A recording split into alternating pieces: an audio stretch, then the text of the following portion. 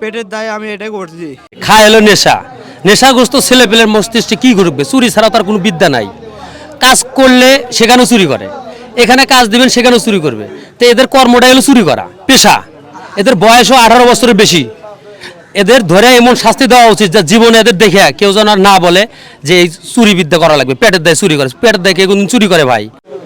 দর্শক মণ্ডলী, আমরা আছি এখন বগুড়া জেলার ধনুট উপজেলার পৌর এলাকায়। এখানে দুইটি অটো গাড়ির চোর ধরা হয়েছে। আমরা শুনবো সেই চোরদের কাছ থেকে এবং যারা এই চোর দুইজনকে ধরেছে তাদেরকে কি চুরি করেছিল এবং তাদেরকে কিভাবে ধরা হলো, বিষয়টা আমরা বিস্তারিত তাদের থেকে জানবো। আচ্ছা আচ্ছা, একটু সামনে আসবেন। আচ্ছা, এই যে আপনারা এই দুইটা ছেলেকে যে ধরে রেখেছেন, কারণটা কি? আসলে কি কারণে ধরেছেন এবং কিভাবে ধরলেন?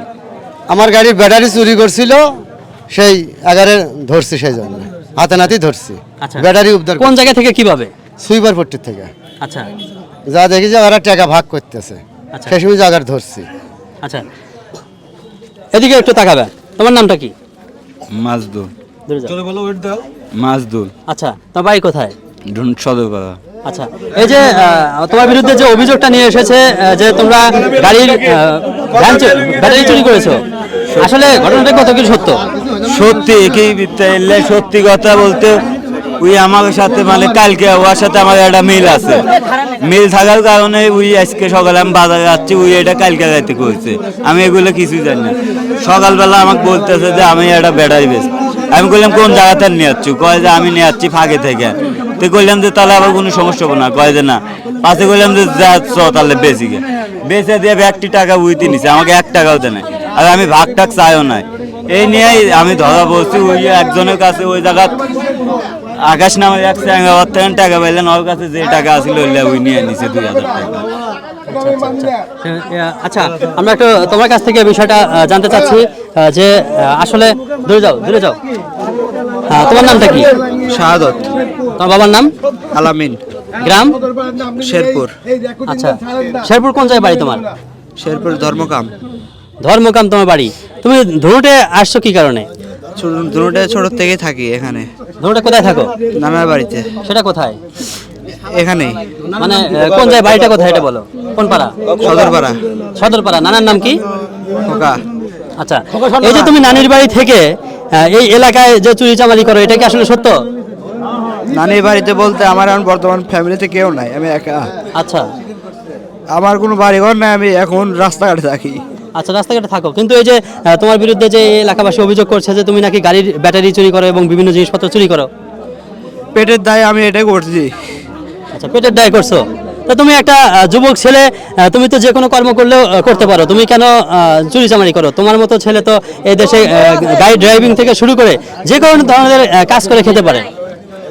কাজ খুঁজি পাই না তো, কেউ কোনো কাজ দেয় না এই অভাবের ভিতরে এখন। আচ্ছা, এই যে আজকে কি ঘটনায় তোমাকে ধরা হয়েছে? আজকে আসলে কি করেছিলে? গাড়ির ভিতর থেকে ব্যাটারিটা নিয়েছিলাম, এই কারণে আজকে ধরা পড়ছি। ধরা পড়ার কারণে এখন ধরে নিয়ে আসছে এখানে। কি গাড়ির ব্যাটারি এটা? বাসের ব্যাটারি। বাসের ব্যাটারি চুরি করে তুমি কোথায় বিক্রি করছো? ভাঙ্গাচুরার দোকানে। আচ্ছা, ওখানে গিয়ে কি বলছো? ভাঙির দোকানে কি বলছিলে? ভাঙ্গির দোকানে সব এই কথা বলছে। তুমি কি বলে বিক্রি করছো?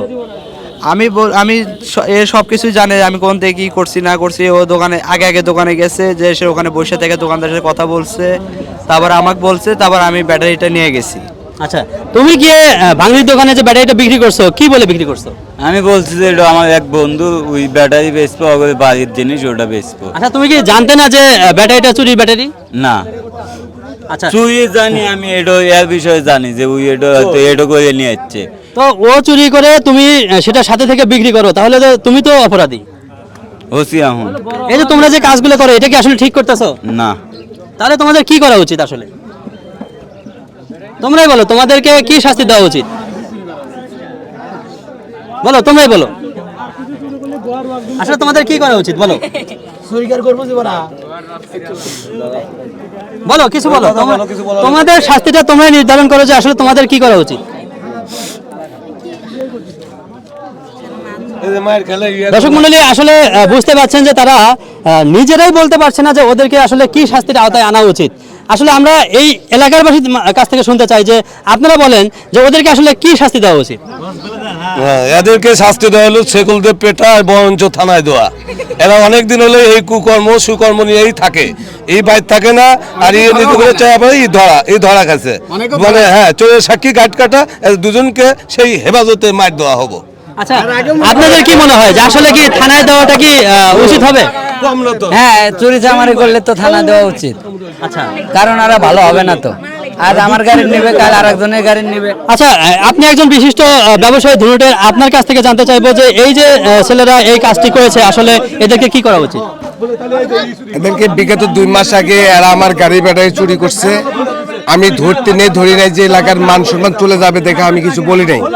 সেক্ষেত্রে আমি আজকে বলছি, বলার পরে স্বীকার করছে হ্যাঁ আপনার গাড়ি ব্যাটা আমরা নিছি। এখন আমার কথা হলো যে এদেরকে এর মেয়ে যার বাবা মা আছে, একটা আত্মীয়স্বজন যারা আছে, বসে একটা সবাই মনে বসে এটা কি সলিউশন দেওয়া উচিত, থানায় দিবেন না কি করবে সেটা আপনারা হ্যাঁ ময়মুন বিদ্যালয় যেটা করলে ভালো হয় সেটা করেন। এরপরে জানি তারা এই সব কুকর্ম কাজ না করে, এটাই হলো আমার শেষ কথা। মুরব্বী, আপনি একটু বলবেন যে এই যে ছেলে দুইটা এরা বলছে যে আমরা পেটের দায়ে আসলে এই কাজটি করছি, আসলে এদেরকে কি করা উচিত? না করলে তো বহু কিছু করা যাবে, তারপরও আর বলে কাছে চেহারা মানুষ, ওই যে ভাইসটা বললো বাপ মা আছে এলাকা আর মানে গণ্যমান্য মানুষ আছে, তার সাথে বসে জীবন তার জীবনে না করে। ইট ভাঙলো, ভ্যান চালালে, অটো রিক্সা, কত কাজ, কোনো কাজের অভাব নাই। যে কর্ম করে খাবে সেখানেই টাকা আছে। মানুষ কাজের অভাবে, এই ভাতের অভাবে বলতেছে যে ভাতের অভাব, মানুষ ভাত ফেলে দিচ্ছে, কাজের লোক নাই, লোক পাচ্ছে না, আর এরা কি করতেছে? চুরি করতেছে। আর এই যে বললো এর বাড়ি ধুরুট সদরপাড়া, জিজ্ঞেস করার বাড়ি কোথায়? এলাঙ্গি বাজার। আচ্ছা, তোমার বাড়িটা আসলে কোন জায়গায়? এলাঙ্গি। এলাঙ্গি কোন পাড়া? এলাঙ্গি ফকিরপাড়া। তাহলে তুমি সদরপাড়া বললে কেন? এখানে ছোট থেকে বলছি। আচ্ছা আচ্ছা, মানে এখানে কোথায় থাকতে তুমি? ওই যে আগার ভিতরে জায়গা ভাড়া নেই, বাসা ভাড়া নিয়ে। আচ্ছা আচ্ছা, দর্শক মণ্ডলী, আপনারা সবই জানলেন এবং শুনলেন। আসলে আমাদের দেশে সরকার পরিবর্তনের পর যেভাবে আইন শৃঙ্খলার অবনতি হয়েছে, আর এই সুযোগটিকে কাজে লাগিয়ে কিছু দুষ্কৃতী মহল তারা বিভিন্ন ধরনের অপকর্ম চালিয়ে যাচ্ছে। কিন্তু আজকে এই দুটি ছেলে তারা স্বীকার হয়েছে যে আসলে পেটের দায়ে তারা এই পথে এসেছে। আমাদের দেশে কোনো যুব সমাজকে বা কোনো ব্যক্তিকেই যেন এ ধরনের পরিস্থিতিতে পড়তে না হয়, তারা যেন এ ধরনের অপকর্মে লিপ্ত না হয়। সকলকে আমরা রাষ্ট্র গঠনে এগিয়ে আসব এবং এই দেশের জন্য সবাই কাজ করব, এই আশাবাদ ব্যক্ত করে আজকে ভিডিও এখানে শেষ করছি।